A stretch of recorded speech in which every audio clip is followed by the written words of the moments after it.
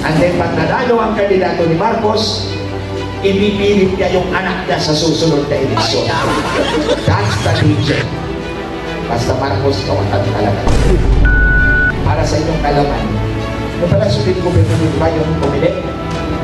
Nasa Bukana sa ng barangay 666. Kaya maraming demonyo dyan. Oh. Sa kabila naman sa nandun yung Manila Cathedral. So it's a battle with God. And even, kung pwede, lumayas ka dyan. At kaya nga, hindi pa malinis-linis yung eleksyon natin kasi nga nasa Bukana na barangay 666 na Manila. Walang politiko o walang kandidato mangangako sa inyo in black and white at pipirmahan. Dahil lahat ng pangako, napapako. But rest assured, sir, I'm here sa Maiso. I'm guided by that same principle na kung ano yung pinangako natin sa kaupayan, yun ang ibibigay natin sa kayo. On my part, kung nandun ako, I will do my best. Ang palagi kong sinasabi is, gusto kong umasinso ang buhay ng bawat Pilipino. That's as honest as I can be. And God can strike me dead kung ako yung sisiwalayan sa inyo. No. God can strike me dead. Kasi ang Diyos lang naman nakakalam kung anong nasa puso mo. That's exactly what I want. Na lahat tayo umasinso ng sabay-sabay. Tumaya ako rito sa Maiso because kilala ko yung dalawang mag-asawang Marcos. Mga walang kwentang kaluluwa yan. Kaya nga nagsisindi ako ng kandila gabi-gabi for the eternal damnation of their souls, God forgive me. Kasi they are incorrigibly corrupt, hopelessly corrupt. Wala tayong pag-asa sa dalawang Marcos na yan. Oh, si Marcos Jr. at si Lisa Marcos. Hindi ko tatawagin presidente yan.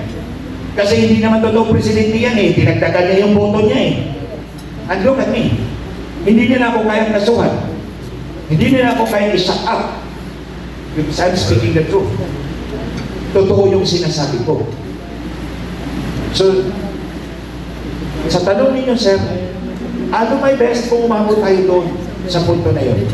Kung ano man yung ibibigay niyo tayo sa amin na posisyon sa Maiso, we will do our best to alleviate the lives of our people. Because that's what we have been fighting for. And I'm here promising you that thing. Na mabago ang buhay ng bawat Pilipino. Because we deserve that a long time ago. And they keep promising, nothing happened. So I hope we're able to encourage our people. Si Inday, makikinig naman po yan. And no leader would want to betray his people. Except lang itong dalawang Marcos na to. Traitor talaga to. True and true. Tingnan mo, lahat ng sumuporta sa kanila, wala na sa kanila ngayon. Number 1 ako. Si Maharlika. Si Trixie. Vic Rodriguez. Javin Simpson. Attorney Vic. Si Attorney Vic. Attorney Vida, Ang pinakamalaki, si Inday Sara. Attorney Vida, please let's acknowledge the tinig ng Maiso, Attorney Vic Rodriguez. Yung pong mga allegedly na mga dayaan na nangyari nung nakaraang eleksyon. At napakarami nga po niyan. At tayo rin po ay apektado yan. Sa PDP, alam natin na marami naman tayong mga kasamaang mga abogado. Hindi mo ba posible na ma-impeach si Chairman Garcia? Nagtataka lang mo kasi ako bakit wala mo nagkakaroon ng move o paggalaw o pagkilos para ma-impeach dahil siya ho ay isang impeachable officer. At marami naman ho tayong magagaling na mga abogado. At kung itutuloy ho natin ang eleksyon at siya pa rin ang chairman, hindi na ho tayo makakasigurado na magiging malinis to. Hindi ho pa natin pwedeng gawin na ma-impeach po itong si Chairman Garcia. Yun lamang po. Bishop, thank you for your question. Yes, si George Garcia is an impeachable officer. Ang problema lang natin dyan, Bishop, ang evidence ng dayaan, mahirap natin makuha. Because hawak-hawak nila yun, pinapantayan nila yun. Unless we have evidence and different from what is for an impeachable offense, pwede natin gawin yun. Sige sir, i-add ko na lang yung fourth track natin. Pero ito ha, kahit si George Garcia ay matatanggal, assuming matanggal, kasi kontrolado nga nila yung House of Representatives. Pagdating pa lang sa Justice Committee, papatayin na nila yan. But at any rate, for purposes of publicity, para ma-highlight yung kahayupan ni George Garcia, gawin natin yun, Bishop. Okay, thank you. And last, attorney, before we take our lunch break, from Hakbang na may Isog Region 4A, walang iba kundi si Sir Bong Guro. Magandang umaga, attorney. Good morning, sir. Kanina kasi nabanggit mo yung tatlong track na nabanggit mo.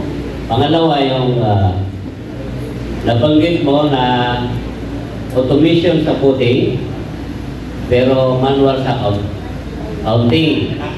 Manual sa voting, manual sa counting, automation yung transmission. Okay.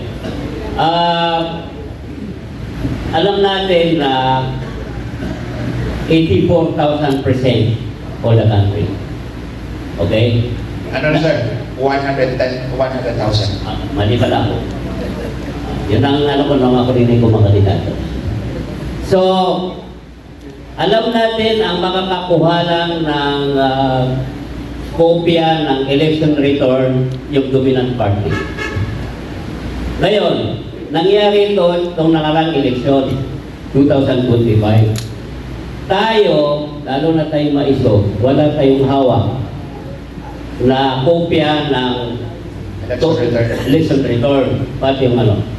Paano natin may paano tayo makasigurado na kapag yung counting, yung canvassing, paano natin ma-prove na may dayaan kung wala tayong kopya?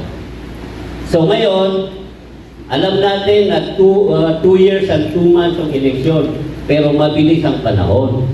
So, paano natin yung magagampanan? Yung ganong, para makakuha tayo ng ebidensya sa eleksyon. Sir, thank you, sir. Track number 2 is about the petition sa Supreme Court. Yung bibilangin natin yung resibo. Ang mahalaga, mabilang natin yung resibo, yung election return, doon natin ipapangga yan sa election return. Kahit wala tayong kopya, merong kopya yan sa labas ng pintuan ng classroom. Kasi pag nag-print na yung election returns, ang isang copy niyan, ipopost yan sa harap ng, doon sa pintuan ng classroom, ipopost yan doon. So, wala pa rin saysay kung election return lang hawak mo. Kasi ang makina ang nagbilang yan eh. Hindi mo na-verify yan eh. Kaya nga mag-file tayo ng petition sa Supreme Court to allow us to count the voter receipt. Para mabilang natin yung resibo at ikumpara natin doon sa election return kung tuma ba. Kung tama ba yung pagbilang ng makina. Kasi kung hindi, madadaya pa rin tayo. So that's exactly what I think the most feasible is to file a petition in the Supreme Court to allow us to count the voter receipt. Given the fact na meron na tayong ebidensya na hindi talaga tumba yung bilang ng makina at yung balota. And these are admissible in court kasi certified true copy yung ebidensya na hawak namin. And this was available only in 2022.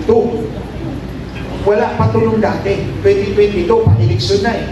And then noong 2025, hindi naman ako nakag-file this time. Kasi presidential election ngayon. Kahit yung presidente lang ang bilangin natin, hindi natin bilangin lahat.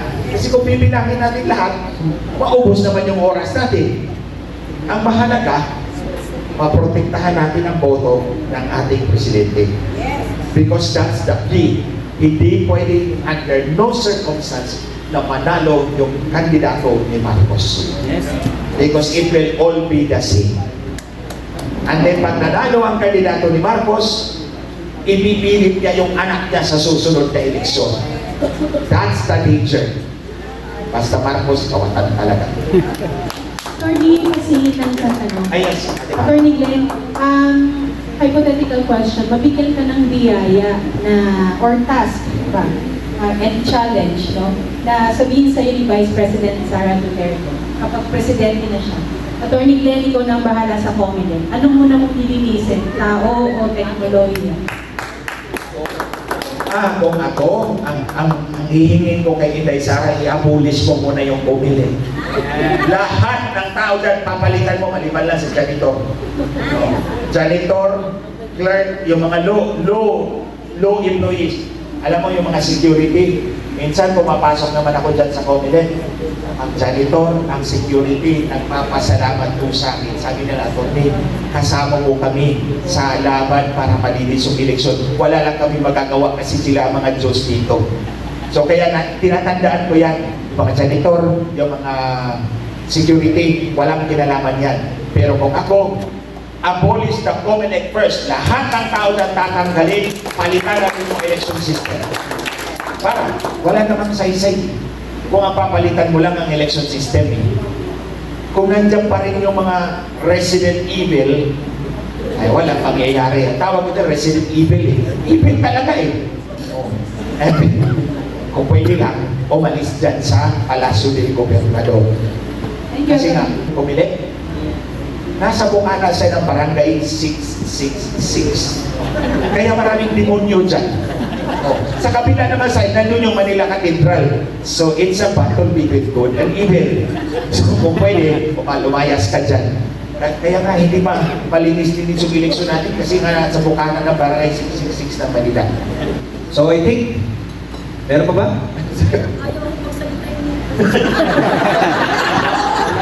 Ayaw daw magsalitain. Baka babayin yung sakin natin, magsalitain na natin to. Hello. Tama yung sinabi ni Presido, sir. Pag mula noong September 30, nasasakyan ko ginagamit hanggang ngayon. Hindi matapos-tapos yung gera, di ba?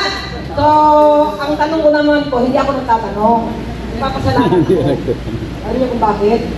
Isa kayong angel. Dito sa Lahat tayo, ma'am. Opo. Lahat tayong nandito, angels. Kasi lahat ng nasa Malacanang, devil. Okay. Pero Nasa Comelec. sir, ang sa akin Pamplon. Ito si Kapitana, kasama ko na to sa laban sa eleksyon noong 2016. Matagal na kami magkasama nito. Unang-una, nagpapasalamat ako kay God. Dahil hanggang ngayon, makikita pa rin tayo. Si Bongbong Marcos, nasa sintok na, pero hindi pa kinukuha yung hangin na sinusunod niya.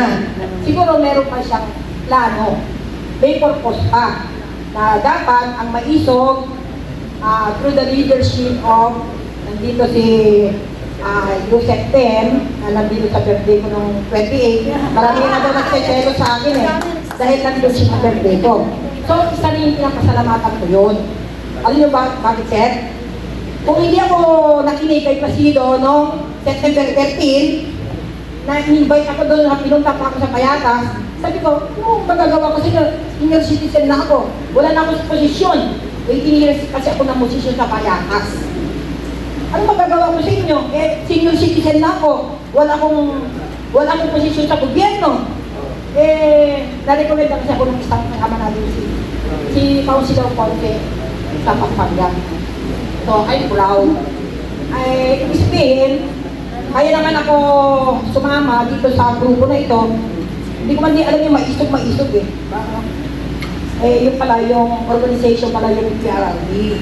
Pero bukod doon, I am proud na nagmamalaki ko rin na with my own yung sarili kong diskarte ko pang sana. Naniniwala lang kasi ako doon sa wisdom naman. Okay? And then nung pinuli si PRRD, so that everybody will know, di ba? Nung pinuli si PRRD noong March 13, I went to Cebu sa Simala Judge. Nag-pray ako kay Mama Mary. Nag-pray ako kay Mama Mary. Nasa video ko yun. Re-record ko. Para meron ko ebidensya, if ever. Na ang tanging prayer ko lang kay Mama Mary, pumila ako ng mula 1 kilometro yata bago mo mapuntahan yung likod ni Mama Mary. sa mga church. Okay. Oh, nilakad ko yun, sir.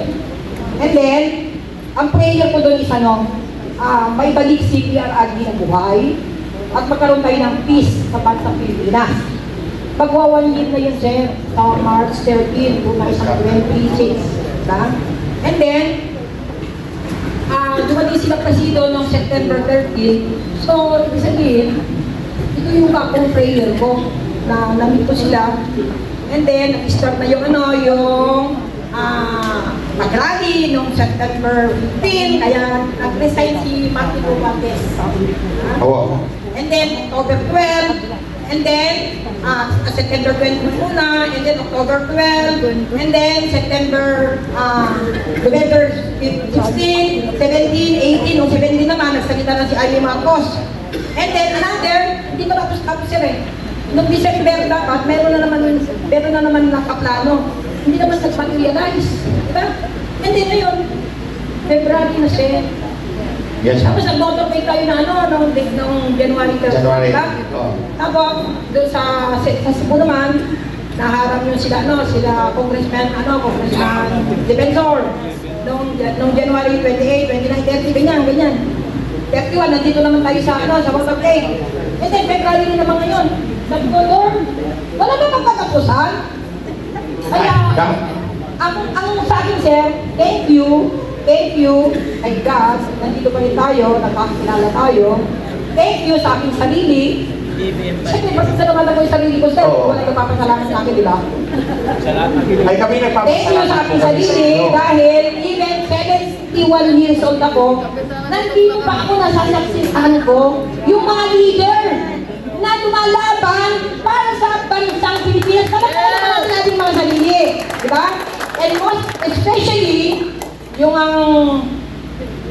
meron ako ibubulgar sa inyo, sir. Alam mo yung libro ko, nangingiram ni Pasido, magmula noong September 10, hindi ko soli. Alam mo siya ang title ng libro ko? Bakit hindi mo makuha ang gusto mo? Hindi mahalaga yung gusto mo! Ang mahalaga, gusto ni God. Yun lang po, maraming salamat. Kap, ito lang masasabi ko ha, lahat tayo isa-isa does not know each other since Adam. Hindi naman tayo magkakilala eh. But over time, lahat tayo magkasama na. That's divine connection. Kinokonek tayo ng Diyos because magkapareho yung tibok ng puso natin para sa bansa natin minamahal. Kaya tayo nandito, at tulad ng nga lang sinabi ko sa inyo, victory may just be around the corner. If we don't keep pushing, we might never reach the corner and never see and taste victory. Pero, if we keep going on, one day, we will win by God's grace. Hindi naman bababa ang Diyos para tulungan tayo. We have to help ourselves.